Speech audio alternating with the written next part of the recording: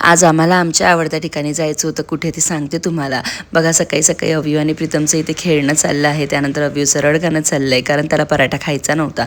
तरीसुद्धा प्रीतमला म्हटलं की तू त्याला पराठा भरव, तेव्हापर्यंत मी ब्रेकफास्ट घेऊन येते. ब्रेकफास्ट घरी घेऊन येताना आमची कार मस्त अशी आंघोळ करत होती. ते बघून खूप छान वाटलं.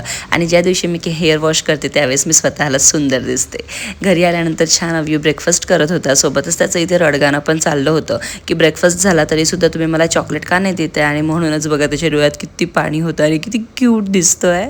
आम्ही आमचा नाश्ता कंप्लीट केला आणि त्यानंतर आम्ही निघालो फ्लॅटकडे, जी की आजकाल आमची हॅपी प्लेस आहे. रस्त्याचं वेदर खूप सुंदर प्लेझंट होतं, मस्त वाटत होतं. सोबतच ऊन पण होती आणि खूप छान वाटत होतं. रस्त्यात आम्हाला हे मंदिर दिसतं हनुमानजीचं, जिथे दर्शन केलं आणि त्यानंतर आम्ही पुढे निघालो. सो आज लिफ्ट रेडी होती कारण आज आम्हाला 14 फ्लोअर चालून जायची अजिबात गरज नव्हती, जी की लास्ट 2 टाइम्सपासून आम्ही 14 फ्लोअर चालून जात होतो.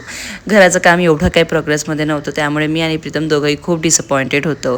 घरी आलं, छान असं जेवण केलं आणि त्यानंतर मला काहीतरी गोड खायची क्रेविंग होत होती, म्हणून आम्ही आईस्क्रीम मागवली. चला भेटूया आपण लवकरच, तेव्हापर्यंत बाय.